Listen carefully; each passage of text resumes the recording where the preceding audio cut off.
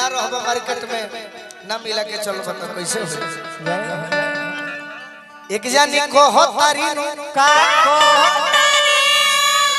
बड़ी पतार का सोलिया दी शिवानी एकदम तोहरे जोग गीत भी आई हुड़का टाइप के रही बाजे का वाह कहते कि राजा जी सुनी 4 दिन से जौन देहिया पर जाड़ गिरतिया एकरा पर उरा ध्यान दी रौरा सब दिन बाहरा रहनी एको दिन हम रौरा के बोलौनी ना बाकी अब के बे कहतनी कि देखिए हम खासा तनी जाड़ के मारे गर्मी में बाहरा रह जई हो बरसात में रह जई हो बाकी जाड़ा में राजा घरे चले कैसे कहत हरी आए हाय हाय कि रह जई हो फारा का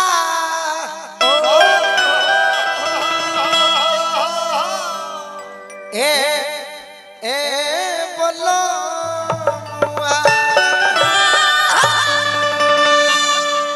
गनौरी चाचा ए गनौरी चाचा कहत तारी मेहरा का आर की रह जई हो फरका गरमी बरखा भोल को कही कोनो दिनवा में बाकी बाकी अरे कमर में अरे कमर में कमर उठावे बोलो आ जई हजारा के दिनवा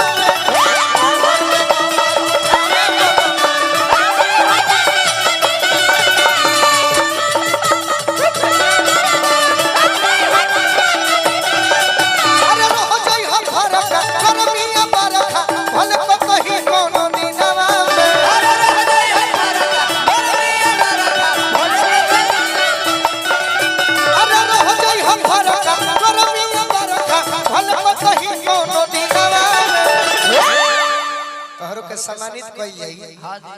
अपना साल लेवे खातिर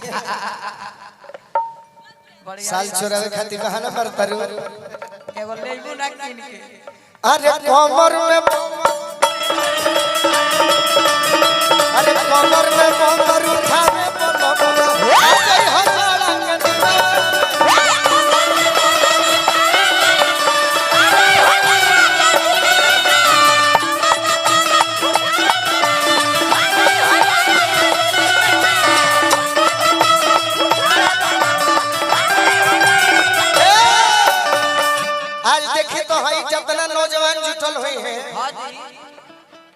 आज फेसबुक के जमाना जब से आई बा चाचा जी ये लोग आपस में लड़ता काहे खातिर तो हम खेसारी लाल के फैन हैं रूबी तहर झुमका बवाल करतन हमने के एक में देखब जब तो चीन जा रविंदर भैया है जे गीत के लिखले बानी गाना यही तरी ले मरे कि रूबी तहर झुमका बवाल करता कुछ कहब तो बे दियाई माई हेलो देखी हमने के सुपरस्टार भोजपुरी के गायक गोलू जी जो तही है के रूप रंग बा ओतई का हो खूब ढंग बा रूबी ताज हुनकर बरता तो हमने गाना हाई स्पीड कर रहे एकर बाद एगो गजल भी आ रहे कि यह दुनिया में हमर जियो मोहाल कि यह दुनिया में हमर जियो दुसवार हो गई का कोई रूबी तोहरे से अरे प्यार हो गई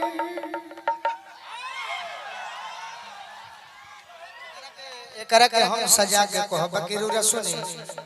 अभी तो रूरा कुछ देर रहब न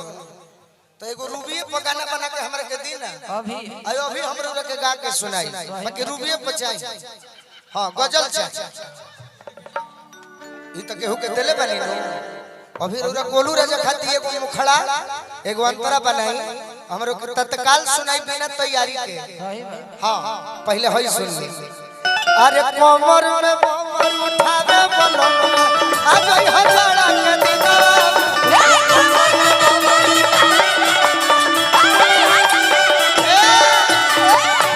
आज पूरा दुनिया है धर्मेंद्र भैया न केहू भिखारी के फेरा में बा न केहू गायत्री के फेरा में बा न केहू भरत शर्मा के फेर में बा ना केहू ना केहू मदन राय गोपाल राय के फेर में बा स्टार कमाल डीजे मधुआपुर के माध्यम से लेकिन अगर कोनो न भाई से पूछल जाए तो विनोद सिंह राठौर नो अच्छा विशाल सिंह राठौर भाई के पुरस्कार मिला ई बतियाए से हम कहत नहीं खेसारी पहुंचे के में लय बजावे के बा छोटू भैया खेसारी जी के बारे में पूछब कोनो नौजवान से छपरा जिला के कहे ना हो खस अच्छा है आरा के हो खस के पुरानका जाने लो नहीं खस ना पौने जी के बारे में हो जाना था हमने के सुन ले बानी जा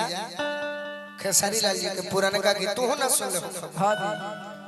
पहिल बात कर रहे दहिया मोटा कोइला पहिल बात कर रहे ओ गावाला ले जाए वो ममुआ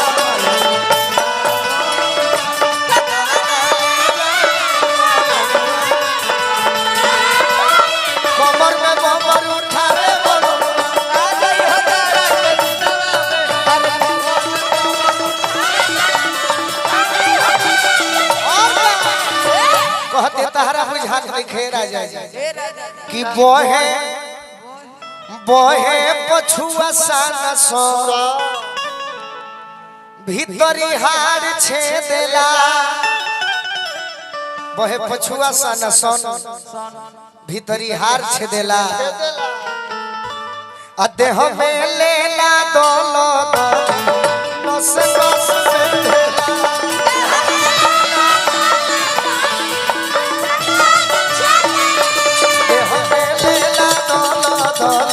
नस नस बेधेला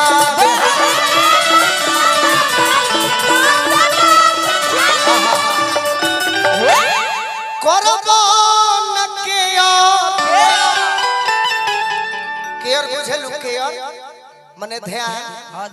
करबो न केयर तो ले लीए मार दी पाला मसीनावा करबो न केयर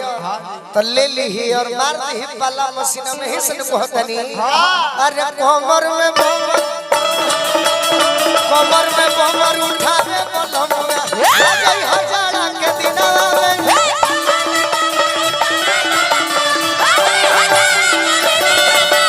कमर में बमर उठावे बलमुआ आ गई हजारा के दिनवा में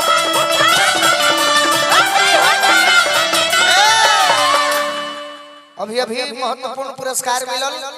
श्री अजय सिंह जी के अंगरक्षक साहब की ओर से अजय भैया केने बनी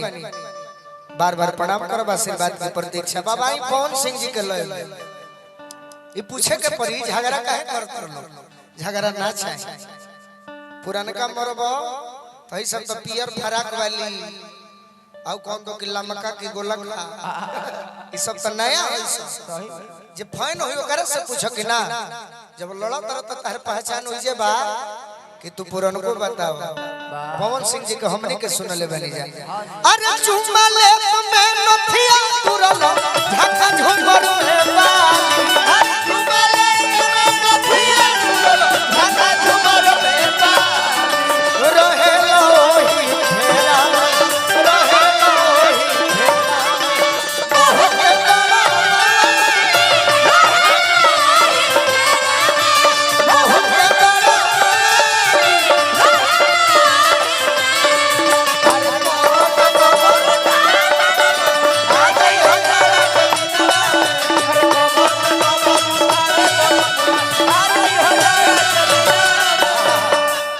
हमरा मनु मुखिया जी आई बानी हम स्वागत करब नवादा से मनु मुखिया जी के बहुत बहुत स्वागत बा बार बार प्रणाम पद प्रतिष्ठा बनर और गए शिवानी भौजी कहती जान कैसे भागी तो जबले टंगरी में टंगरी में रोल ना होई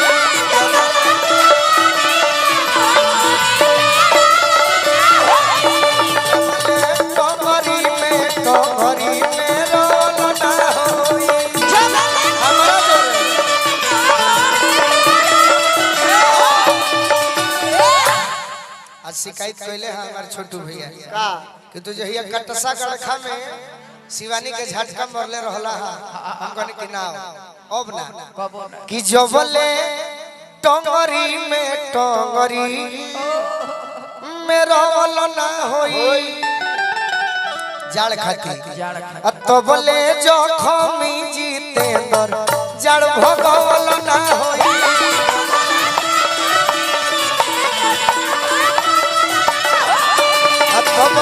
जखमी जितेंद्र जाड़ भगवल ना होई